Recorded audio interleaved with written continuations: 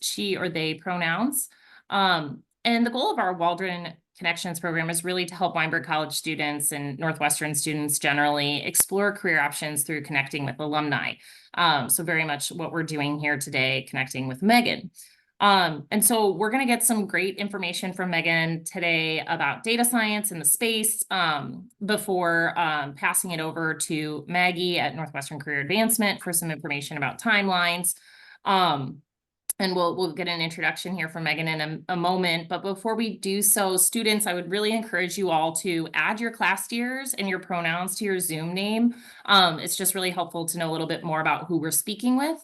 And also, I will encourage you to turn your cameras on. I'm sure you all may be logging in from around campus, your dorm room, wherever you may be. That is totally fine. I think it's just really helpful for us to know a little bit more about who we're speaking with. And I know it's helpful. It just makes us a little bit more engaged personally when our cameras are on. So I'll encourage you all to do that.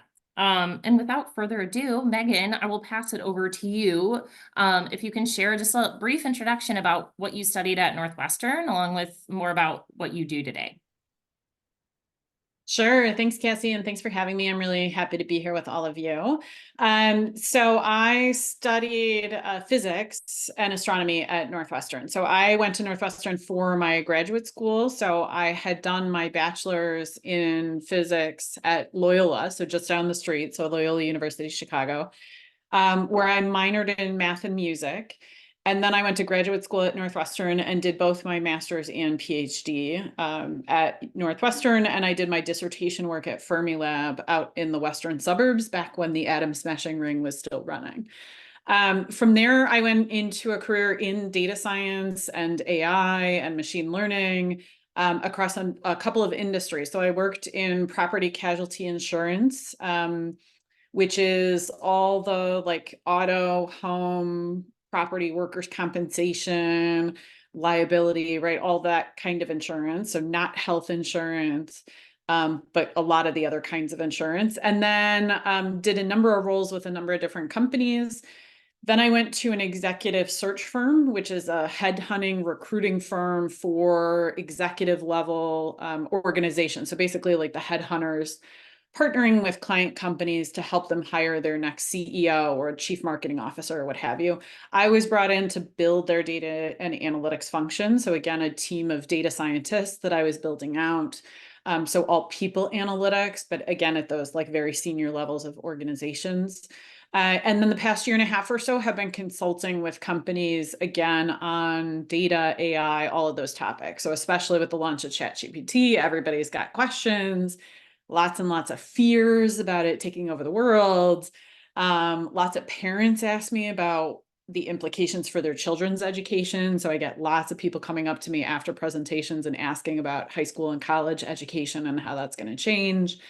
So consulting with lots of different people in industries on those topics and helping companies figure out what they should do and what they can do with AI. So hopefully I live in Chicago. I live in the northwest suburbs of Chicago. I'm from Chicago originally. I was born and raised on the northwest side of the city.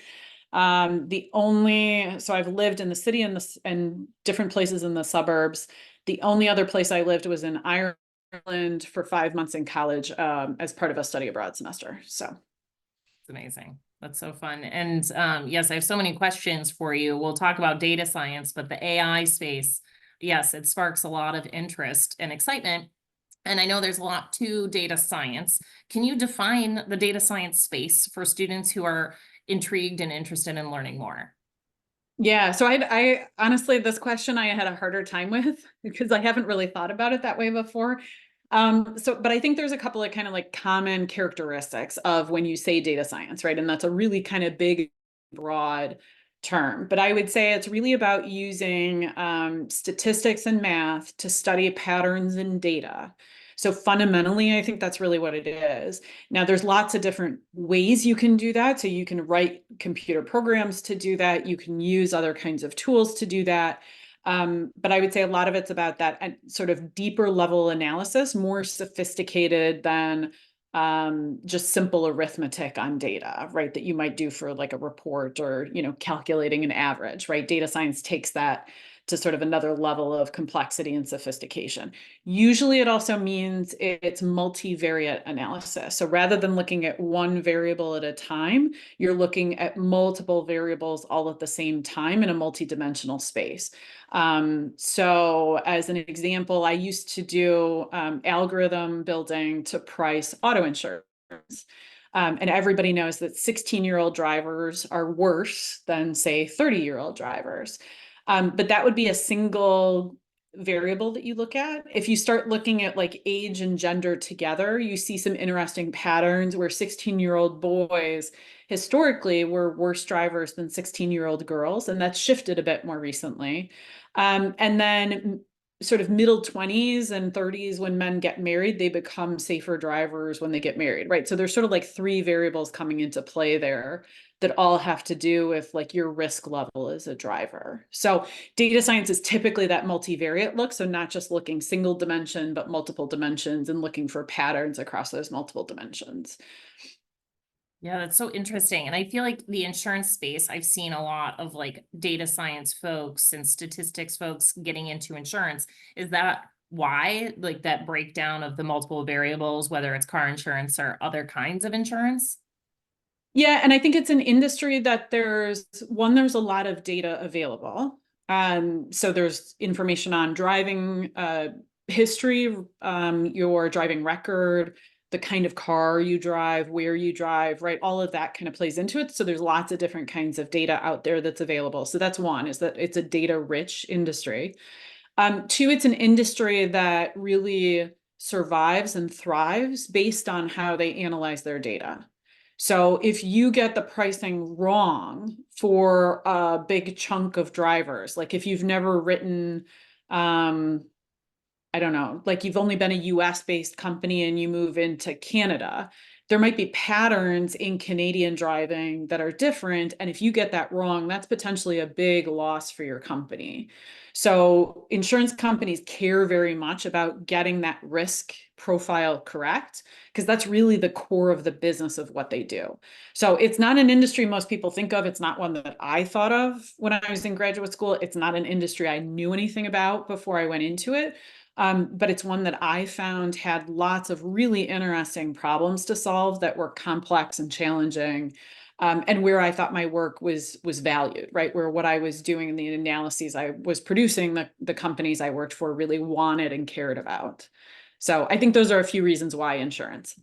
Yeah. Yeah, that's so interesting. And, going from there, thinking about how there's so many different places where insurance, different industries, different roles. You mentioned in insurance, the data, people are looking at the data all the time. Are there other areas that students may want to consider where folks are looking at a lot of data, whether it be like, a headhunting firm or other spaces? Yeah. So if you look at kind of who's been doing data science work the longest, so this is kind of my best understanding based on the research that I've done and kind of my time sort of in my career, right? Sort of over the course of my career. So it's actually a lot of highly regulated industries. So insurance is one. And financial services is another. So Visa recently published a quote from one of their senior executives about how Visa has been using machine learning algorithms for 30 years. So last year was the 30th anniversary of Visa using machine learning and AI tools. And in particular, you can kind of see why, because they're doing a lot of fraud modeling. So that's really what started for credit card companies and for banks, is to identify, is a charge or a transaction potentially fraudulent, and how can I flag that, right? Because again, there's a lot of risk for financial services companies if they pay out on things that are fraudulent. And obviously there's additional layers of rules around, accidentally paying money to terrorist organizations or things like that, right? There's a lot of regulation in that space, so they need to be very careful. So that's part of why that space started using some of these techniques 30 years ago. And then I saw another quote from, now the quote itself is like 8 years old, from AT&T, so a telecom company, again, a highly regulated industry. And even 8 years ago, they said they had been using AI and machine learning techniques for decades. So it's sort of that combination of there's typically a fair amount of data.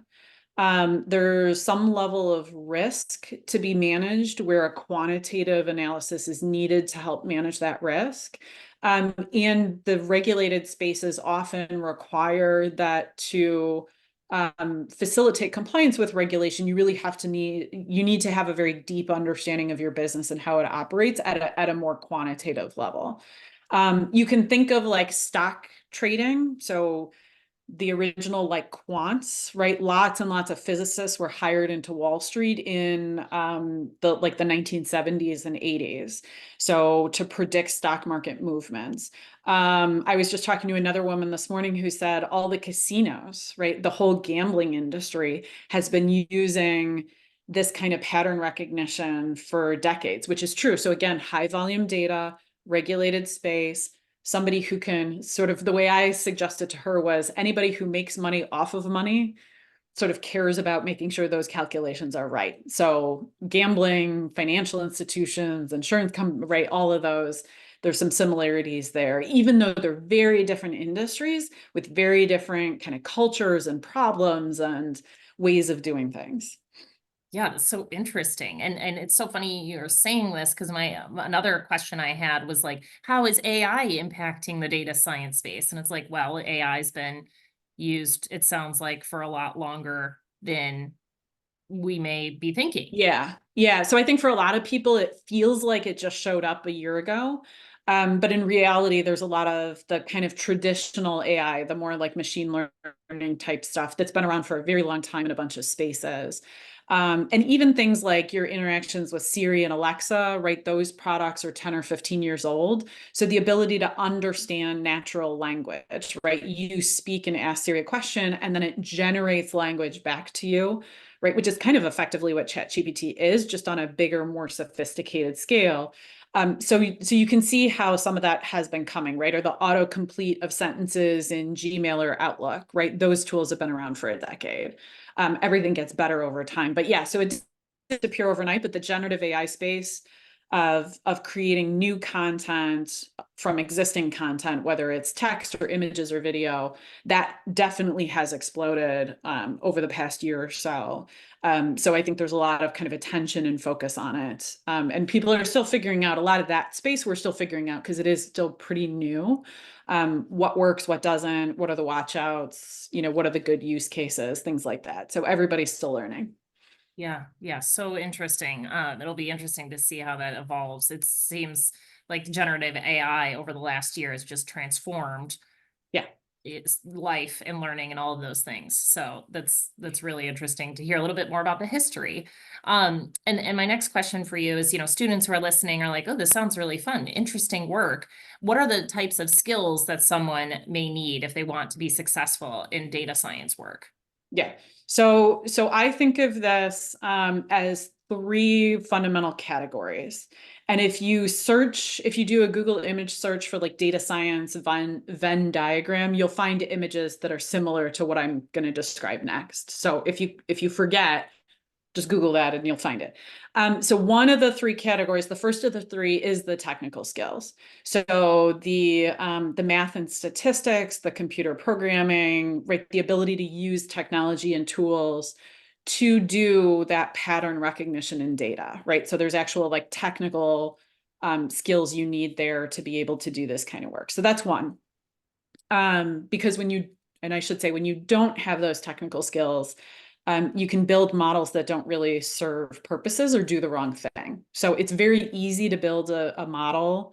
It's very hard to build a model that is responsible and ethical, that meets regulation, that helps companies achieve their objectives, that can actually be implemented into old IT systems, right? So doing it well is hard, but it's very easy to sort of slap something together. So that's one, is you need the technical depth to know sort of what you're doing and some of the watch outs. So that's category one. Category two is understanding the business. So you can have really, really deep technical skills. You can excel in all of those places. But if you don't understand the actual industry, the way the business operates, how your company makes money, it's much, much harder to be effective with your data science work.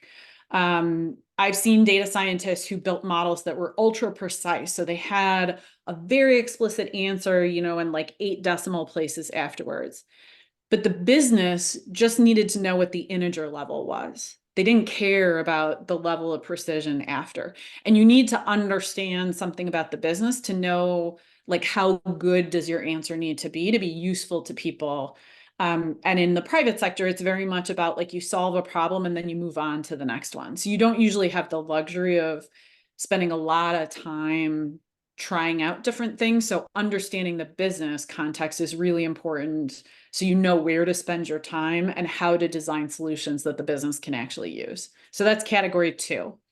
And then category 3 is, again, you can't get any of this done. You can do the first 2 parts great, but if you can't get people to pay attention to your ideas, if you can't communicate what you're doing to others in a way that they understand, if you can't influence your teammates, your boss, your stakeholders, again, it's going to be much, much harder for you to be effective in doing the work.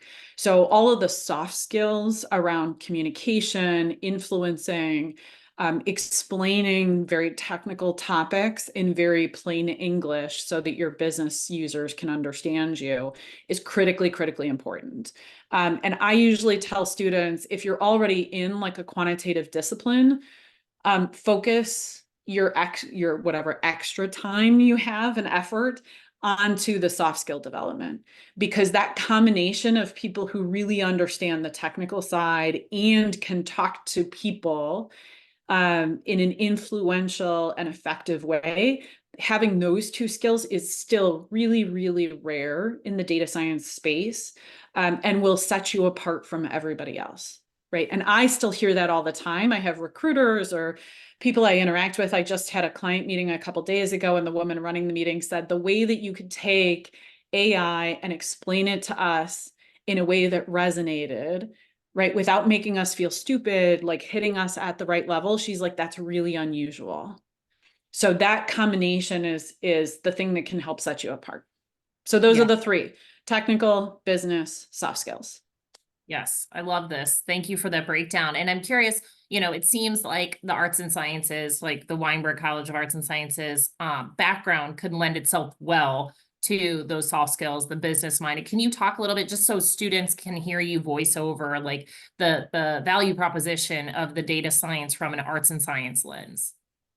Yeah, and I think so a couple of bits about me that are sort of less obvious if you're just looking at my profile. So Loyola is also a liberal arts school. So I did, took philosophy, I took oil painting, I took organ for a semester, right? I did a whole bunch of different things when I was an undergraduate. And I would encourage you to, if you, to the extent you can, to do as much, take advantage of that opportunity to learn as many different things that interest you as possible. And so that's 1. And then 2, I didn't take my first physics class until I was a sophomore in college. So even though if you look at my profile, I look like Megan the scientist, I was not that person before my undergraduate experience. I did a lot of fine arts. I did multiple kinds of dancing, played multiple instruments, learned multiple languages. Like I did a bunch of different stuff that had nothing to do with math and science. I think that makes me better at my job, both because in sort of building relationships with people, it's much more likely that we have something in common to talk about, right? To be able to talk about music and music preferences with somebody. And then I think the other piece is to understand that data science and the technical side of this isn't the be all and end all of what we as a society need. It plays a role, and it plays an important role. But there are lots of other skill sets and experiences and backgrounds that are equally critical to making businesses better and to making businesses act in ways that are responsible and help both their organizations and their communities around them. So to me, that richness of background and experience and seeking out people who have different backgrounds from mine, I've always learned a ton that way. And I think there's a lot of value in that sort of at multiple levels of my professional career. Yeah, I love that. Thank you so much for sharing a little bit more about your background and, Mhm. and how that plays into your work. And my last question for you before we get over to Maggie from Northwestern Career Advancement. I'll get to that in just a second. I know students, you may be thinking about questions as well for Megan. If you have questions, save them and type them out. And when Maggie takes over from NCA, you can shoot those over to Megan. You can either send them in through a private chat if it's a personal question or through the public chat so Megan can answer that for the whole group. But we're going to take advantage of that chat function in Zoom for those questions so we can get as much content to you all throughout this session. So anyways, Megan, my last question for you is just what other key information should our students know about data science if they're really interested in a career path in that space? And I think reiterating that blend of technical and soft skills is really, really important. And then I do think, right, I'm really excited that we're doing this with Maggie and we're each kind of contributing to the session, because I benefited in an enormous way from Northwestern's Career Advancement Office and Services. So when I started thinking about moving out of academia, when I was working on my PhD and moving into the private sector, I think I was the first physics PhD candidate who had walked in the office, and they were kind of like, not sure what to do with you. But we partnered together and figured it out. And so they helped me go through different industries so I could start figuring out like where to even get started. And I know we talked about that earlier in the conversation. How to do an informational interview, which is kind of like this conversation, right? A set of questions you ask somebody about their job and their career. I still do informational interviews today. I do them all the time. It's one of the most effective ways for me to really get a very concrete understanding of what a potential job actually looks like. It's a great way to build my network. And it always leads to other connections, right? I always ask people at the end, like, what else should I be asking you and who else should I talk to? So it's a natural way to kind of keep growing your network. And I do have people who say no, but it's actually really rare. Almost everybody wants to be helpful and they're happy to give you 20 minutes.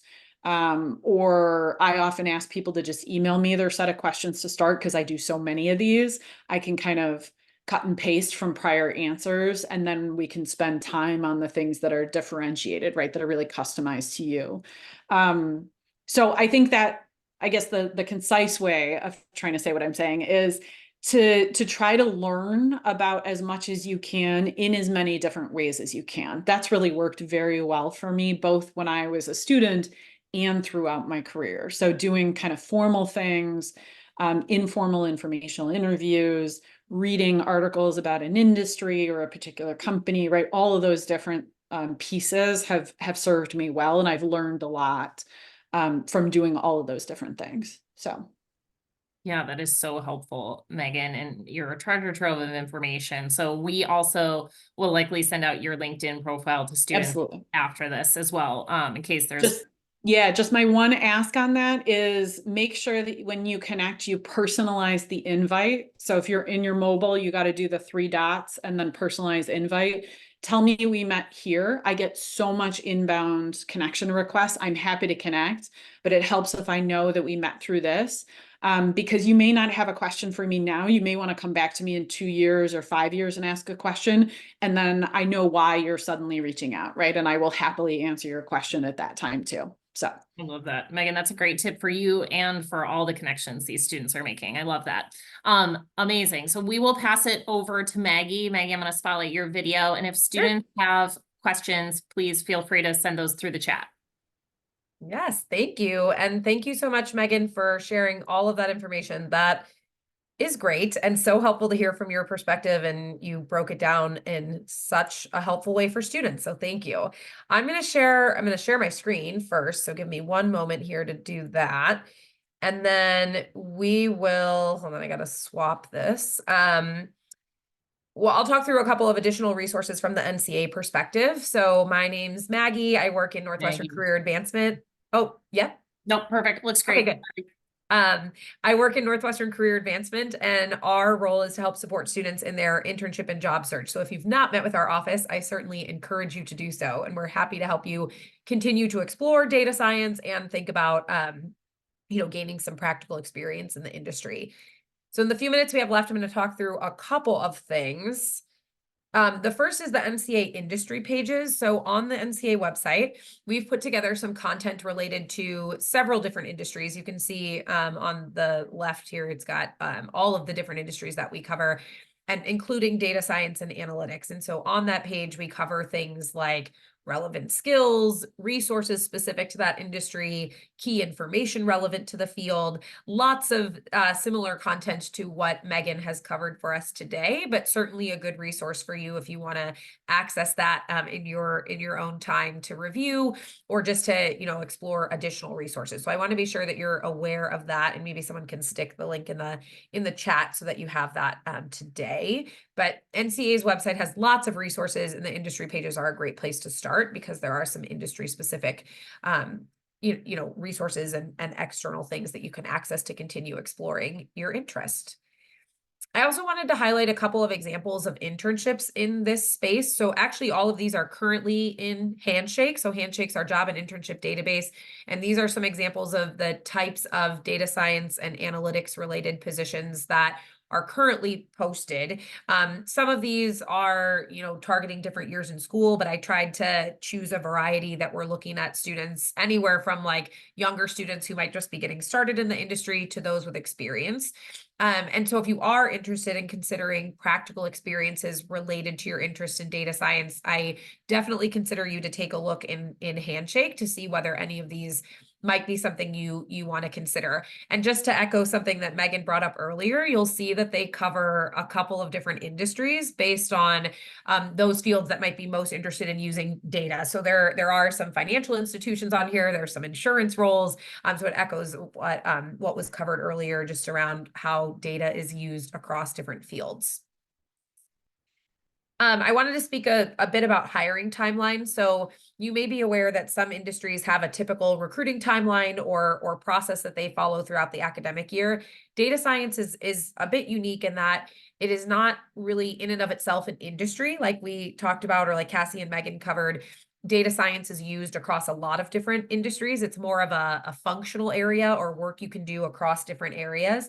So although because of that, there may be opportunities that come up throughout the year, but recruiting can start as early as like August and September, particularly for some larger companies that are looking for support in this area. So if you are interested, there are positions available now, like I showed you on the previous slide, but typically, especially at a larger company, those tend to come up earlier in our academic year.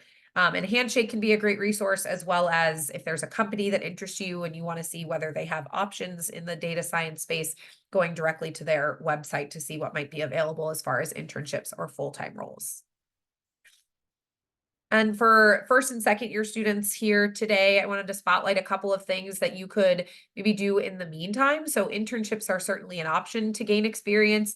But if you're just getting started or you're looking at how to make yourself competitive in the space, there's a few things listed here around courses that you might consider, projects that you might start to think about doing, or competitions, thinking about how to highlight any relevant class projects on your resume, which NCA can definitely help with. Class projects can be a great way to show that you have some of these analytical skills and experience analyzing data and developing solutions or identifying trends. So certainly considering your project experience is a good thing to start with. Research on campus can be a great opportunity to consider. There's a few other points on here around finding ways to incorporate data into student groups that you might be involved with. And then, of course, like we talked about, data is relevant across a lot of industries. So spending some time considering what types of industries interest you can give you a good place to start with looking for opportunities. So NCA is happy to help with many of these things posted here, but just wanted to give you a couple things to think about as a first or second year student getting started in this industry. A couple of related occupations that might give you the chance to develop similar skills or to use similar skills. We talked about a couple of these earlier, like actuary is a common job in the insurance space. And then certainly any kind of like research role or anything dealing with computer science can give you some of the similar skill sets. So just some suggestions there. Then I'll quickly go through the last few slides that I encourage you to consider attending NCA's career fair coming up on January 31st. So it's a virtual event. Gives you a great chance to connect with employers. You can attend both group sessions where employers are sharing some general information about their company and types of opportunities they offer, the work that they do. There's also a chance to sign up for individual sessions where you can talk one-on-one with a representative of the company. So if you're at all interested, I encourage you to check that out in Handshake and consider signing up for some either group or individual sessions to further explore potential industries of interest or specific positions related to data science and analytics. And then finally, if you are interested in connecting with NCA, there's a couple ways to do that. We are available for appointments Monday through Friday throughout the day, and you can schedule those in Handshake. We can cover everything with you from exploring different options to, the tangible steps of applying for opportunities. So that's a great way to meet one-on-one with an advisor. And then we also offer drop-in hours every day from 12 to 2. On Monday, Wednesdays, and Fridays, they're virtual. So you can pop in and meet with an advisor through Microsoft Teams. And on Tuesdays and Thursdays, they are in person at our office at 620 Lincoln. And that's a great way to get like quick questions answered, have a document reviewed, anything that you might need kind of in the moment, how to prep for an informational interview like we talked about. So any need that you have that comes up and if you don't want to schedule an appointment, live chat or drop-in hours can be a great way to connect with our office as well. I know that I flew through that, but I want to be mindful of time. Ultimately, I would encourage you to explore the resources on NCA's website and to not hesitate to reach out to schedule an appointment with myself or Laura if you're a Weinberg student. And then we have advisors across all of the undergraduate schools too, if you're here from a different school or college. So please use us as a resource. We are here to help you explore and then think about next steps as you consider careers in data science and anything else if you're considering other options. So I will stop sharing and thanks for being here today. And I'll turn it back over to Cassie to wrap us up. Thanks so much, Maggie. This was great. I know Megan is furiously answering questions in the chat, which is excellent. I'm going to stall here for a few moments just to make sure questions are getting answered. If folks have more questions, I highly recommend getting on LinkedIn, connecting with Megan directly. Oh, see, we're getting even more answers here. So anyways, yes, students on the call, please connect with Megan further on LinkedIn, mention you connected with her here on this Industry 101 session with NCA. And Megan, thank you so much again for spending time with us today, breaking down a very complex space. And Maggie for all the great information from NCA. So thanks everyone. Thanks students for being here.